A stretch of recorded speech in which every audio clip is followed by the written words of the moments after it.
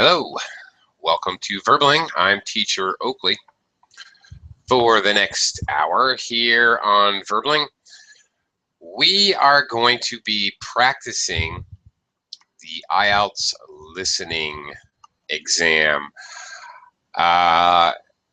Here's what's going to happen. I will be reading the part, so you'll be listening to me.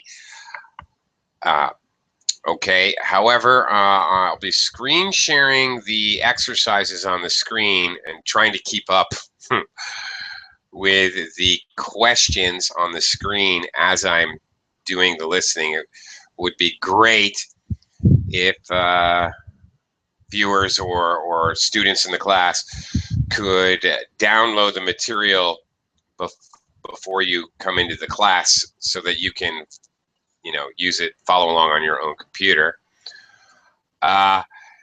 Even if you do or you don't, probably be a good idea to have a pencil and paper so that you can write down your answers, because I'm going to do a few sections, an entire section of the test with 10 questions, and then we'll check those 10 questions, and then I'll do a different section of the test, and then we'll check the 10 answers and discuss where we could have gone wrong.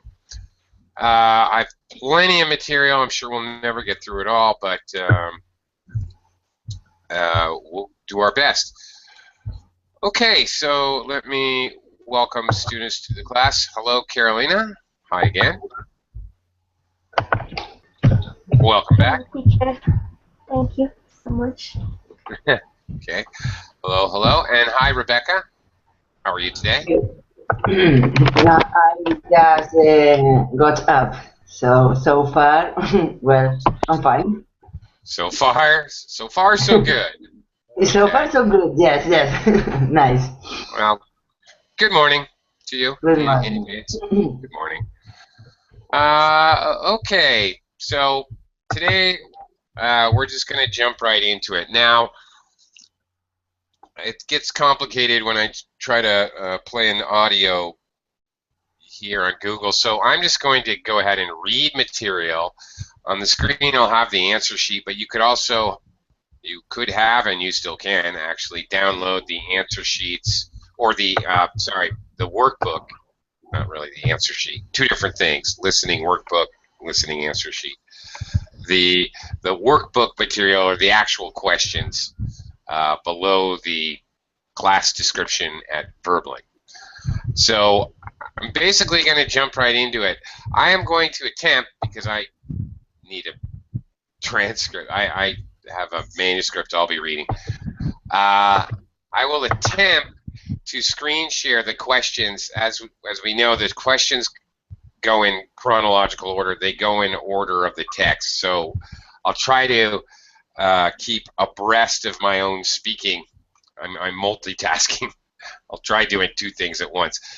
We'll do a section of 10 questions. We're going to start out with the section 2. This is often an interview or somebody giving instructions, an orientation or something like that. Very often a radio interview. So this is what we're going to look at first. Section 2, a radio interview. So once or twice, I might say interviewer. I think the interviewer actually only speaks twice in this model. I'll say interviewer and ask the questions, and then I'll go on with the material. It's basically a monologue, but occasionally in part 2 there is somebody else interacting, as in a radio interview. So that's what we're going to be doing today. So let me quickly say hello to Salwa, and we'll get started. Hi, Salwa. Hi, Kule. Hi, how are you? Fine. Okay, let's get started first. Okay, I'm going to screen share this. Okay, this is the section 2, so you notice it's questions 11, 12, 13, some multiple choice to start off with, and then I'll attempt to scroll down for the next section of questions, which is going to be a mix and match. Oops, better adjust that right now. Okay, so I'll try to keep us on target so you can see the questions as I go along.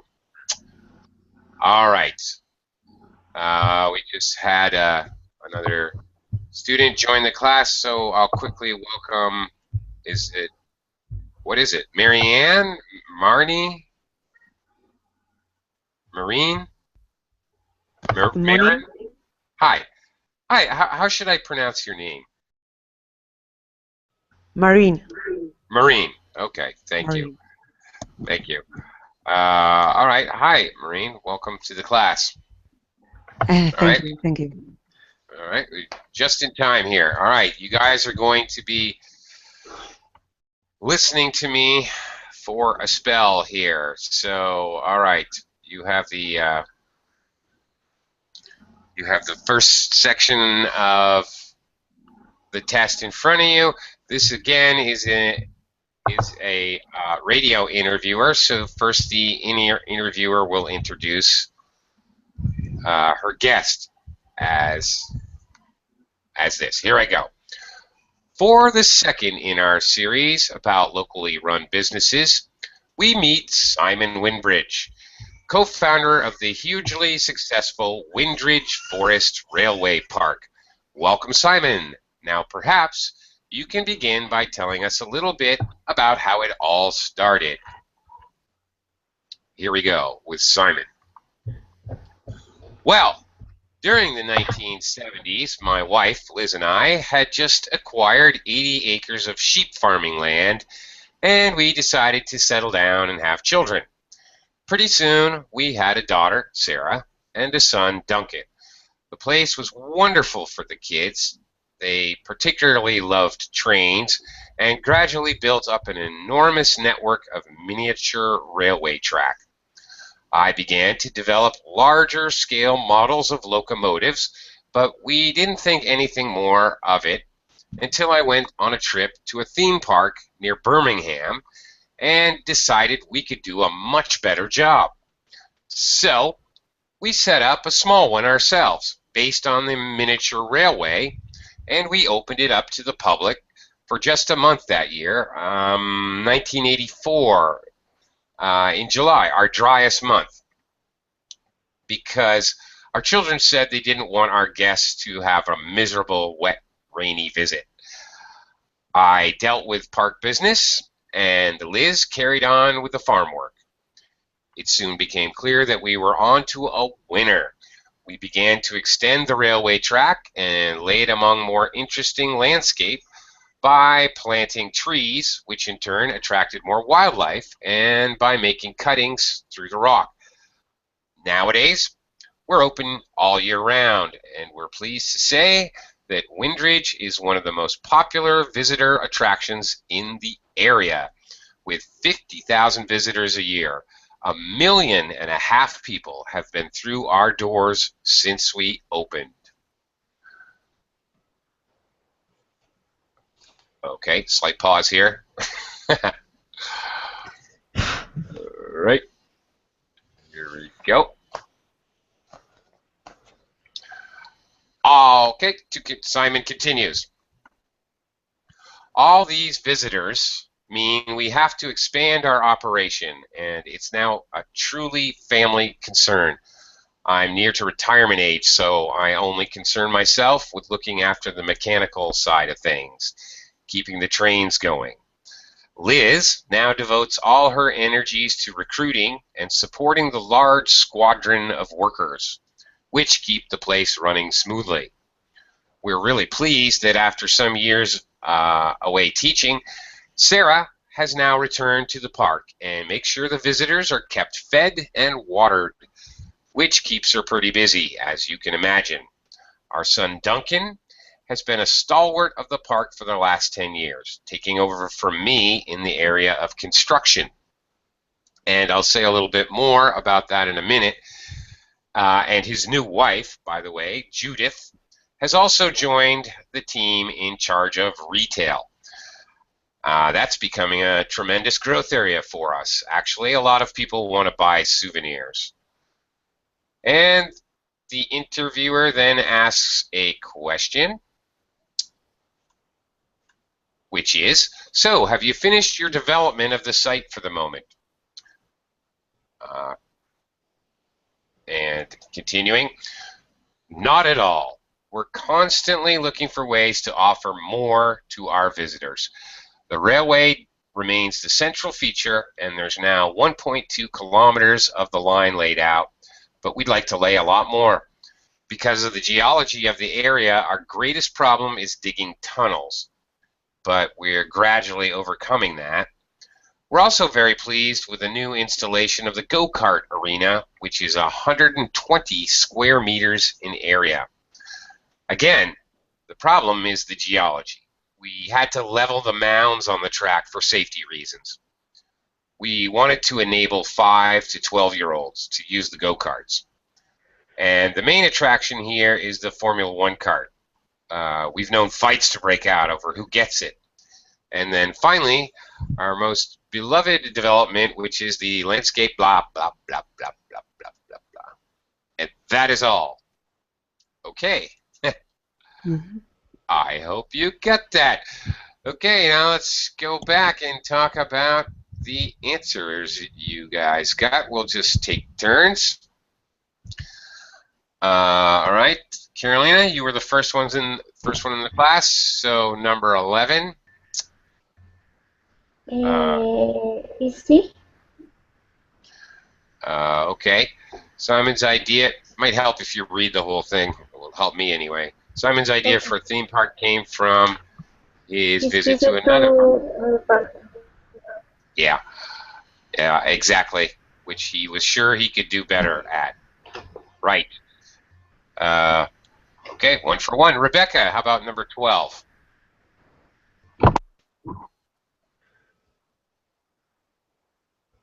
Rebecca, are you there? Yes, sorry, I didn't hear you, sorry. Number 12. When they start, the family decide to open the park only when I don't know, the children weren't at school. Letter B. Okay. Well, you indicated you don't know. So let's talk strategy here for a minute. Is there any answer that you can entirely eliminate? Well, letter A, the weather was expected to be good. It could be, a reason. So the children weren't at school, it could be a well. So the other one, C, there were fewer farming commitments. Maybe is the one doesn't match here. Okay, right. So, okay, process of elimination. So now at least you've gone from a 33% chance to a 50% chance. You've upped your odds. Okay, very good. Okay, does it? Okay, so you don't really remember which one is which. Do you remember anything talking about children in school or anything talking about weather or inclement or bad weather? Bad weather, inclement weather. Do you remember anything at all about either talking about those things? No, to be honest, No? no. Okay. Okay. All right. The next thing is if you remember them talking about it, that's probably your best bet. Okay. All right. If you have no idea, then you're guessing. All right. She guessed B. Anybody else? The rest of the class? Anybody have another answer? Anybody at all? No? No. Okay. Well, the answer was actually A. And the reason why is because, and I quote, because what Simon said was, we opened to the public for just a month that year, 1984, in July, our driest month, because our children said they didn't want our guests to have a miserable wet, rainy visit. Okay, so that was the related section to this question. Now, one thing you can do when you're previewing is think about, all right, what would they talk about? Look at not only the question, open the park is probably something key to listen to, start or open, one or the other. Then just also when you're previewing, quickly look at the answers. We talk about the weather, farming, or school. Okay, so you might, Salwa suggested this yesterday, like underlining the keywords in the questions that may introduce the answer. That would be start or open or something. The equivalent. They may not use those exact words on the exam. Here's a secondary strategy to Salwa's strategy. She underlines them. You might or might not. You can practice, see if it works for you. You might circle the keywords in the answer: weather, school, farm. See if after they say start, do they talk about weather or school or farming? This can help you kind of organize your listening, your predictive listening. It's a possible strategy. Okay, so how about number 13? C. Yes, C is C. Okay, mostly in the first section of the test, but also sometimes interspersed in the test. They're looking for very specific information like numbers. Here you would have had to hear the numbers. Salwa, do you remember how he said 1 million? Two numbers about now and since we opened. He opened Yeah. the box. Right. And he said 1.5 million. So notice that they don't necessarily 1 million, say 1,500,000. They don't necessarily, they say it more the way we conversationally say it. 1.5 million is what he said. So great. Okay, now it's, Salwa, here it is, your favorite, mix and match. Okay, the main job of all these people, which he more or less came bam, bam, bam, 1, 2, 3, 4, 5. Okay, so he listed these very fast. Generally speaking, when they do a mix and match exercises, the answers come in pretty rapid succession. So tune in when they reach that. Again, all right, main area of work is what you're listening for, what you would have been listening for. Marine. Yes. Okay. I guess we can look at the people. What does Simon do? I don't know what I have to do exactly. Okay. The whole beginning of the class, this is listening practice. The whole beginning of the class, I was speaking as if it was an interview, and I'm sorry, but you came in a little late. What you should have been doing is making notes, and actually I was sharing the screen, maybe writing down what the possible answers were as we went along. Okay, so I have to choose choose one of them for okay. Mix and match. Okay, for example, so Simon's main job. For example, animal care. That would be an example, not the correct example, but an example. Yes. So, okay, you picked B for an answer for 14.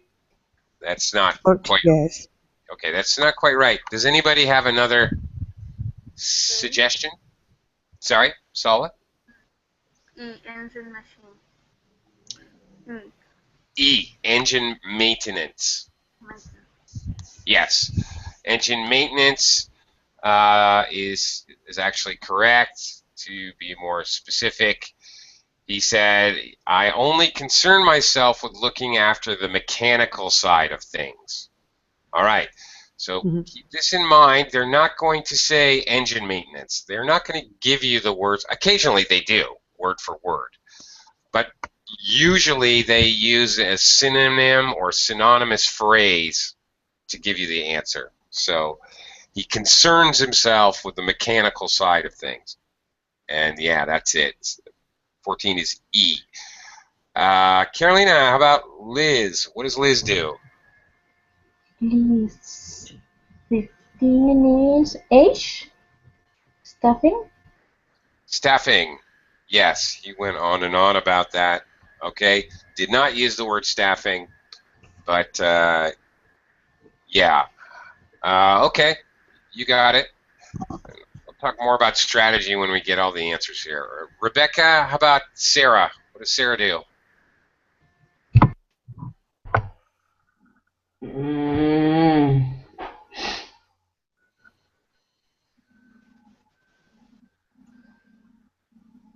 no, well, today I'm quite lost. Sorry, I don't know. Okay, all right. So you don't Sail, know? sail. Yeah, sail. I know the meaning, but what? Okay. So if you don't know, okay, the strategy is if you don't know, if you miss it, then just continue. Don't freak out. Write nothing. If you have any idea, you may want to put a question mark. For example, you might think, oh, maybe it's sales. You write G and a question mark, so you can come back to it, or you can remember that you thought of it, but just keep going. Okay, we'll come back to it then in a second. All right, so Okay. just hold on. Sawa, okay, how about Duncan? Duncan, I'm not sure, but I think I heard something about building. C. Yeah, what he actually said was construction, but construction equals building. That's right. So we've got C. Also, the other thing I do, all right, my other technique I forgot to mention, as I'm doing one of these mix and match exercises, I don't know why, but something about the human brain, at least for me, it makes it much easier when I know that E is engine maintenance, the first one. I cross it out very boldly so I can't see it at all. One less thing I have to look at. Okay, I got Liz for staffing. I cross that out completely. As I go, I write the answer near the blank, but I also cross out the what it is. Sarah, I didn't know. Duncan, all right, building. I cross it out. Generally, if you're 90% sure, that's sure enough. All right, you're never really gonna. You're nervous. You're never gonna be 100% sure, really. Uh, okay. And Caroline, back to you. Judith. She's sales. Sales. Sales. Okay. Sales. Do you remember what word they used? Yes. I associate with souvenirs. With the person. Souvenir. I Yes. think. All right. I think they used the word retail. If Ah, I'm yes, not retail and souvenirs. Then. But same thing, okay? Sale wouldn't really matter. So you didn't hear what you thought you heard, but it doesn't really matter. Uh, he said his new wife Judith also joined the team in charge of retail, is what he said. Retail sales. So all right, so cross that out, which means we are left with Sarah, Rebecca, but G and H are gone. All right. And E and C are gone, so you're left with advertising, animal care, education, or food and drink? Well, you got one answer left. Uh, okay. Are there any answers that you can eliminate? Maybe Uh, so. Stuffing, no. What's that? Engine maintains. Well, Maintenance. we've already gotten rid of E. We know that 14 is E. We've already gotten rid of C. No. Sorry. Yeah, C. That's right. C and E are gone. G and H. You Okay. never will the mix and match be the same letter be used more than once. Actually, that's not true. That does Yeah, happen. okay. Be careful to read the Okay. instructions. So I'm wrong about that. I've seen one or two cases. That very seldom happens. Okay, so we're left with A, advertising, B, animal care, D, educational links, or F, food and drinks. That's it. That's all we have left. Are there any of these four categories we can totally eliminate?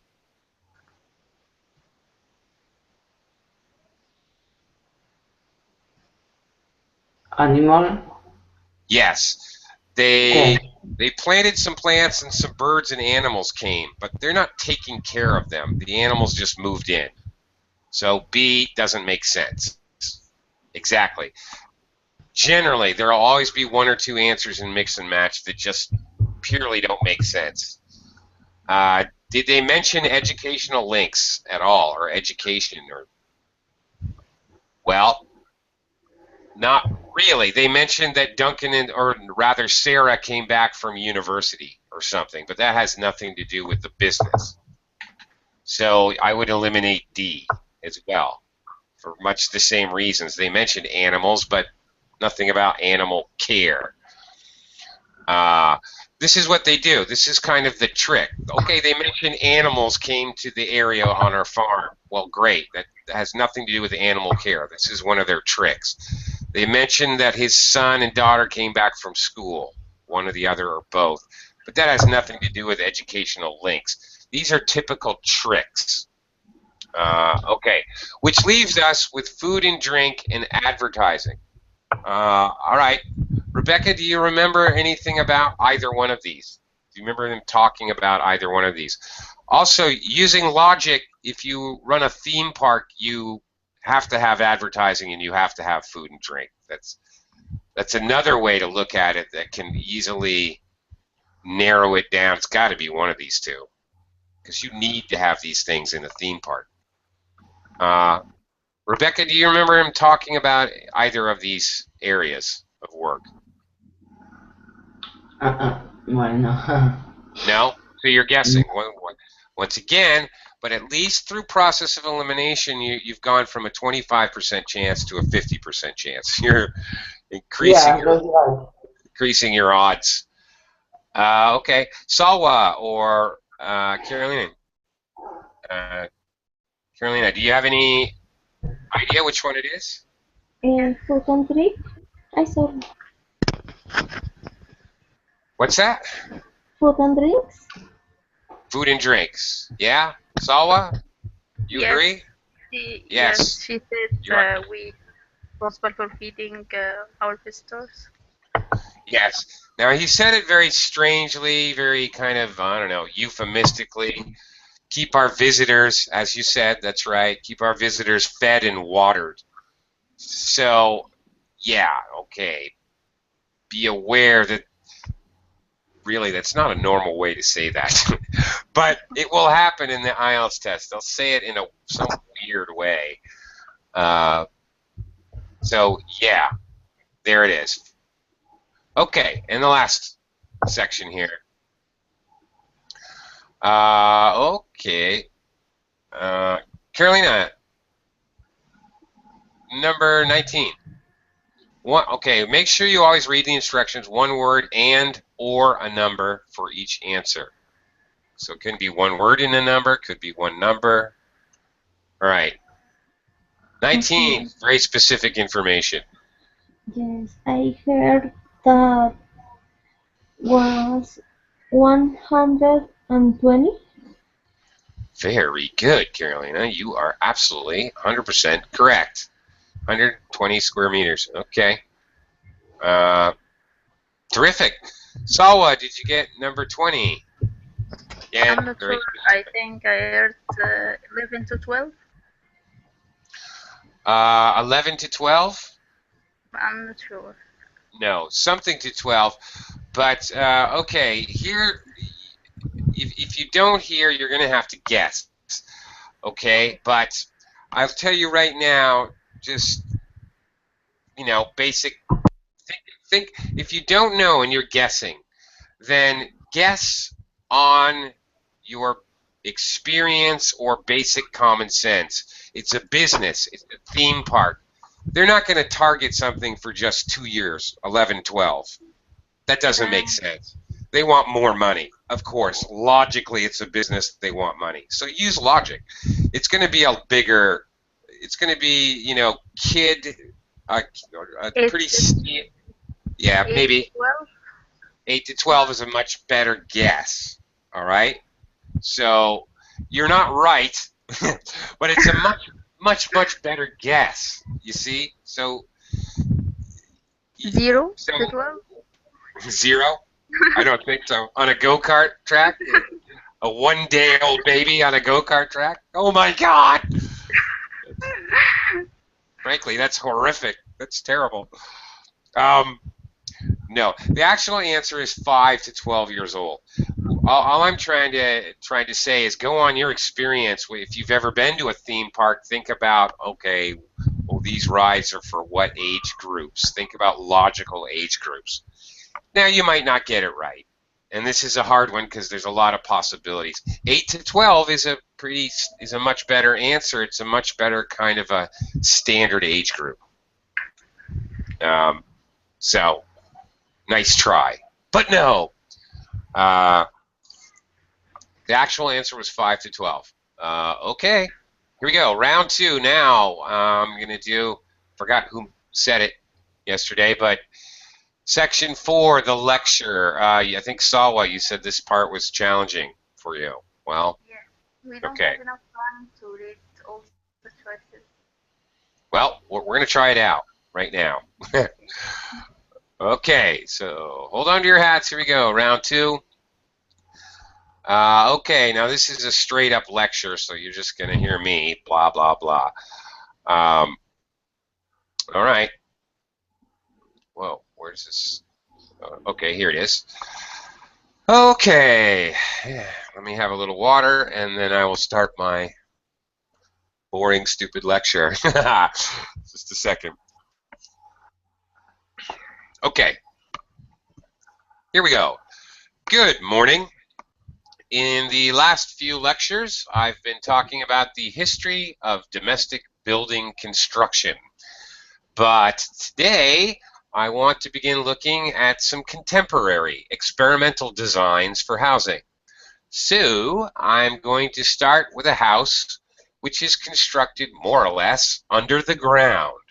And one of the interesting things about this project is that the owners, both professionals but not architects, wanted to be closely involved, so they decided to manage the project themselves. Their chief aim was to create somewhere that was somewhere that was as environmentally friendly as possible.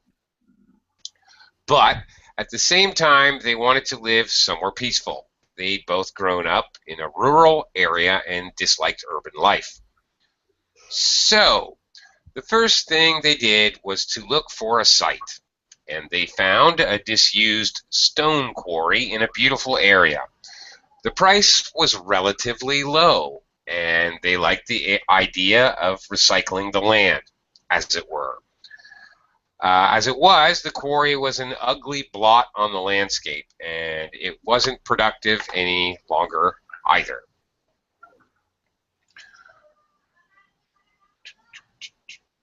Okay, remember one word or a number. Okay, here we go, sorry. They consulted various architects and looked at a number of designs before finally deciding on one. As I said, it was a design for a sort of underground house, and it was built in the earth itself with 2 stories. The north, east, and west sides were set in the earth, and only the sloping south-facing side was exposed to the light. That side was made of a double layer of very strong glass. There were also photovoltaic tiles fixed to the top and bottom of this sloping wall.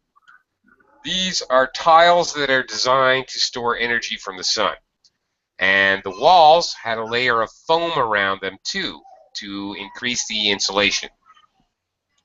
Now, what is of interest to us about this project is the features which make the building energy efficient. Sunlight floods in through the glass wall, and to maximize it, there are lots of mirrors and windows inside the house. That helps to spread the light around. So that's the first thing. Light is utilized as fully as possible. In addition, the special tiles on the outside convert energy from the sun and generate some of the house's electricity. In fact, and it's possible that in future the house may even generate an electricity surplus, and that the owners will be able to sell some to the national grid. As well as that, wherever possible, recycled materials have been used. For example, the floors are made of reclaimed wood, and the owners haven't bought a single item of new furniture. They just kept what they already had. And then there's the system for dealing with the waste produced in the house. This is dealt with organically. It's purified by being filtered through reed beds, which have been planted for that purpose in the garden. So the occupants of the house won't pollute the land or use any damaging chemicals.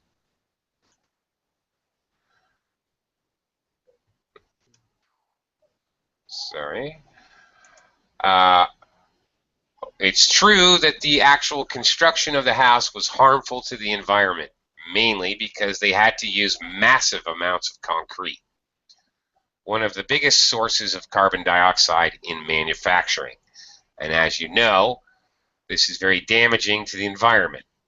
In total, the house construction has released 70 tons of carbon dioxide into the air. Now that's a frightening thought. However, once the initial debt has been cleared, and it's been calculated that this will only take 15 years, this underground house won't cost anything, environmentally I mean, because unlike ordinary houses, it is run in a way that is completely environmentally friendly. Oh, okay. Well, there we go. Did we struggle? Well, let's see. Okay. Let's start with the first two questions. Rebecca, can you start us off with number 31, please? Yeah, number 31, the owners of the underground house.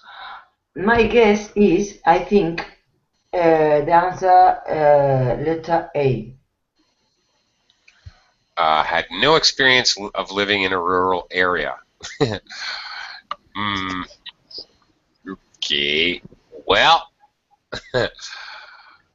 well, no. Okay. All right. Sawa, do you have a different answer? Yes, it's C. C. Wanted a professional project manager. Okay. Carolina, do you have a different answer? B. Ah, great. Everyone has a different answer. Okay. Actually, A, they had both grown up in a rural area and disliked urban areas was what was said. I remember that just from memory. So it's exactly the opposite. This is an IELTS trick answer, which is exactly the opposite. They had no experience living in urban areas. They'd both grown up in rural areas. So exactly the opposite. Also, for C, again, another one, the same thing. The surprising thing was that they wanted to do the project themselves, was stated. So the exact opposite was stated. got to be very careful about negatives. I tried to circle keywords in the answer, but he said all of them. Yeah. Okay. Well, what was it exactly? Oh, and it actually says their chief aim was to create somewhere that was as environmentally friendly as possible. Okay. Okay. Sometimes you get parts of the answer later, all right? So it said their chief aim was to create somewhere that was environmentally friendly as possible, but at the same time, they wanted to live somewhere peaceful. They both grown up in a rural area and disliked urban life. Okay, so you get the answer, then you get the negative, the wrong answer. Well, and then there's like 3 more sentences before it says, oh no, that was in the beginning, I'm sorry. Oh, that was before. And one of the interesting things about this project is that the owners, both professionals but not architects, wanted to be closely involved. Actually, all these pieces of information came one sentence after the other, to tell you the truth. Okay, well, let's try 32. Salwa? Yeah, I think it's A. The land was quite cheap. Yep. And I can actually remember, you know, I have never read this or heard this before today, but I can remember that this was relatively cheap was the exact wording. Yeah. Okay. If you know it, you hear it, and you know it, then great. Circle it and forget about it and move on to the next one, which is what we're going to do. Okay. One word or a number, or a number. Okay, so all information about the house, which is what he was talking about. Okay, Carolina? 2 layers of glass. Glass, very good. South-facing side was constructed of 2 layers of glass. That is correct. Now here they mentioned it, and then they mentioned it again later. So this was mentioned twice. So again, don't freak out if you don't get it the first time. They may come back with that information again. Okay, very good. Rebecca, how about 34? 34. A layer of foam was used to improve the. I don't know. Okay. Well, in this case, you don't know.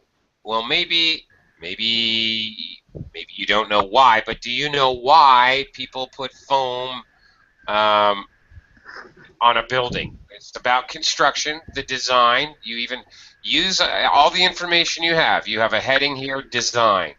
So, okay, you have south facing. All right, these are design elements, photovoltaic tiles. Foam is used. Okay, logically, what is foam used for in a house, building a house? Do you know? No.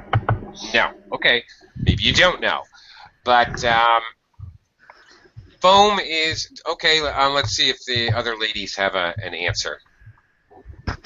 Yeah, I think you said insulation or isolation.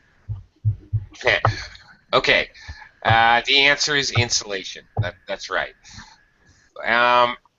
You may not know if you live in an area where it's hot all year round. Okay, you may not know this. Anybody who lives in a place where there's winter and snow should know this, that you need to insulate your house, or you'd be dead in the winter if you didn't insulate your house. It'd be like living in a cave. It'd be no different. Teacher, can you write the insulation? Yeah, sure. I'm writing it in the Verbling chat box. Insulation. There it is. Insulation. Yep. Anyway, that's it. So, good job, Sawa. You would have had that correct, actually. Okay, where am I? What am I doing? Okay. On to 35. Okay, this one is Sawa. Sawa, 35. Windows. The building has many internal mirrors and windows. Very good. You are correct again. Okay, again, you don't know, use what you do know. Think about what would let light pass through a wall, a window. Usually it's very, very extremely logical. Okay. The answers in these things, in these like fill in the blank exercises, it's extremely logical. So if you have any experience, the problem is, of course, if you have no experience, you have zero about building a house, then you're going to struggle, of course. But if you know anything about it, it's very, very logical. Okay, Carolina, next one. Next one. Electricity. The house may produce more electricity than it needs. Very good. You are correct. Okay. Great. Rebecca, number 37. 37. Recycled wood was used for the of the house. For the roof. The roof? No. Nice try. Go the opposite direction. Okay. No, on the top, on the bottom. Okay. Yeah. For the bases. For the floor. Sorry, floor. Floor. Yeah. Floor or floors. You can say either. Frequently, they will take different answers, but obviously they have to be synonyms. You could say floor or floors because you can say that in English. All right. What about ground? The ground is dirt. The ground is the earth. When you dig into the dirt and there's worms and grass, that's the ground. Okay? You don't have the ground in your house. In your house, you have a floor. But I think in a building, because I sometimes I've heard first floor, second floor, blah blah, and then on the ground. Right, and that ground is not a noun anymore. Now it's an adjective. The ground floor. The ground floor, yeah, yes, no, right. No, on the ground, the ground floor. Yeah. It really has nothing to do with the ground, the earth, nothing at all. Mm-hmm. Frankly, it's quite confusing, Rebecca, because British have a ground floor, which is the floor you walk in the door from the street, is the ground floor, and then the next floor they call the first floor, and then second, third, and so on. But Americans don't do that. Americans, the ground floor or the first floor is the same floor. It is the first floor that you walk in. Mm-hmm. I don't understand the British model because in the American model, look, a 4-story building has 4 floors. Seems logical to me. But for the British, a 4-story building has, I don't know, I get confused. A 4-story building actually has 5 floors. I don't know. Makes no sense. They don't count the first floor. They call it the ground floor. That's very British. Americans don't do that. Far too pointlessly confusing. Yeah. Yeah. Okay. Anyway. Salwa, number 38. I didn't get it. Also, it's hard to guess. Domestic is organic. The system for processing domestic blank is organic. Okay. Yeah, it's all right. Yeah, it would be a hard one to just guess. Don't know the meaning of word domestic. Domestic means of one house. It's an adjective, IC. So you should be able to realize with the IC ending, this is an adjective. So your answer, well, okay, that's another clue when you're doing the fill in the blank exercises as well. Keep that in mind. And here's another possible tip. if you're doing your preview and you have a lot of these fill-in-the-blank exercise, here's another possible tip. The system for processing domestic, even if you don't know what the word is, we have preposition, okay, for processing, and there's a verb. Domestic is an adjective, and a blank, and then is another verb. This has to be a noun. Grammatically speaking, it could not be anything else. Number 37, for the blank of the house. Well, if it has an article the in front of it, it has to be a noun. So that may also help you as well. And another possible thing you could do is make a little N under the blank. N, that's a noun. N, that's a noun.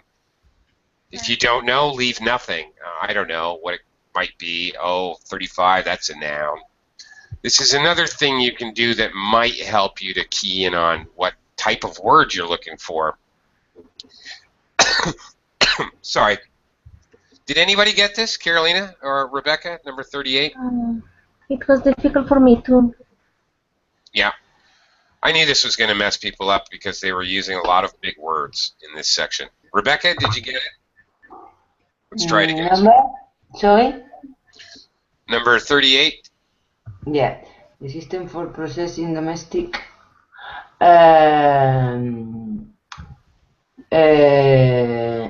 Yes, this is was domestic. What? I'll tell you what. Hold on. Yeah. Hold on a second. I'm going to read the paragraph over again where this information is stuck in. So here we go. Let's just try see if you guys can pick it up this time. Okay. All right.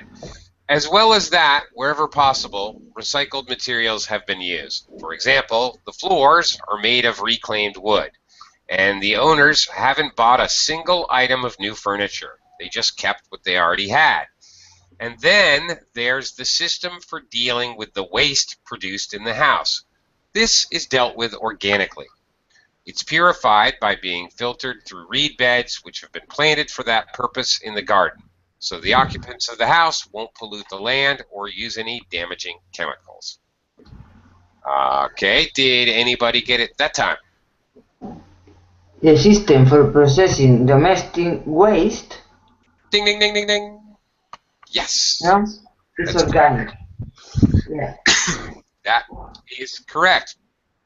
Absolutely. Another thing to notice, okay, all right, every time he's introducing, okay, in addition, in fact, it's possible in the future the house may even generate electrical surplus. Okay. For example, the floors are made of reclaimed wood. And then there's this system for dealing with the waste. They pretty much are always going to announce the fact, here comes an important point, by using some kind of transitional phrase or word or whatever, some kind of signal word or phrase. And then another thing is blah, blah, blah. So it's kind of impossible to maintain 100% concentration throughout the whole test. It's really a challenge. But you can kind of wax and wane, strengthen and weaken your awareness by kind of listening for these signal phrases. You know something important's coming after you hear one. All right, anyway, let's move on to 39. Carolina, 39, what did you get there? Concrete? Very good. Excellent. Wow, did you, Carolina, you took the IELTS test, right? Yes, teacher. Did you do well in the listening section? Yes, my listening is good. Yeah, I bet. Yeah, I'm quite impressed. And sometimes my spelling, like insulation, I write the word in like Spanish because it sounds like Spanish, but Ah, oh, right. Yeah, right. That can be a challenge. yeah. Yeah, that's tough. Hmm.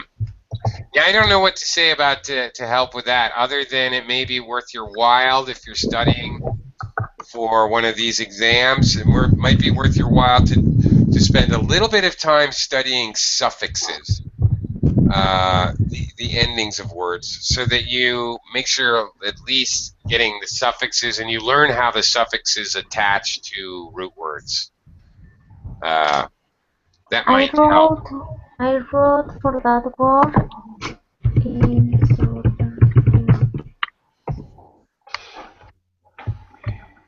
insulation. Ah, okay. Insulation. Well, that's what it sounds like. Mm-hmm. So, yeah, well, what can you do? Unfortunately, if you wrote that, obviously, that would be unfortunately wrong. Yeah, sad but true. Okay. Last one, Sawa, number 40. What do you got there? 50 years. Is that it? No, I can't remember now. Wait. Okay. Is that 50 or 15? 50. Ah, 50. wait a minute. Listen one more time here. Hang on a second. Maybe that could be the teacher's fault. All right, that might be my fault. Maybe I didn't read it properly. Let me try again. However, once the initial debt has been cleared and it's been calculated that this will only take 15 years, this underground house won't cost anything. Oh, so 15 is actually the answer. Okay. Well, actually, you definitely will be listening for numbers in this exam, so keep that in mind, the difference between 50, 50, high and then low, and the T. Language learners tend to overpronounce 50. No, it's 50. Tit, tit. It's just a tit sound. 50, like that. As opposed to 15, where teen, the second syllable is stressed, it's much higher, and this vowel sound is stretched out. Keep that in mind, because almost certainly in IELTS test you'll have at least 1, 2, 3 numbers that you're going to have to write down. That's a classic example right there. Okay, we've only got like a couple minutes left. Are there any, regarding the material we looked at, or anything else generally about IELTS listening? You guys have any questions, comments, or violent reactions? Can you just arrange lessons next week about reading or writing in IELTS? I can try. I will try. And I wanted to do more with listening this week or reading, but I'm getting bombarded with one-on-one reservations, to be perfectly honest. So I kind of budgeted it in there where I could. I will definitely try. Yes. Yes, please. Yes, please. Yes, please. Reading and writing tips. Okay. You got it, ladies. I promise to do my best, to do my duty to the IELTS students and their problems. So help me God. Amen. But before 12, teacher, please. But no, so that would see. You'd make Salwa get up at 4 in the morning. Yeah, Carolina will took the exam in 12 of this month. Yes. Salwa, when do you get up in the morning? I get up at 6 o'clock. What time is it right now? It's 9. It's 9. It's almost 9 right now. Yeah. Yeah. Okay, you're 6 hours behind me. And I know from Carolina being in my morning classes what her hours are. Okay. Okay, I'll keep that in mind, ladies. All right, I'll be planning my next week's classes very soon, actually. Tomorrow, probably. Tomorrow morning. Okay, thank you very much. Thank you, Rebecca. Thank you. Teacher, bye-bye.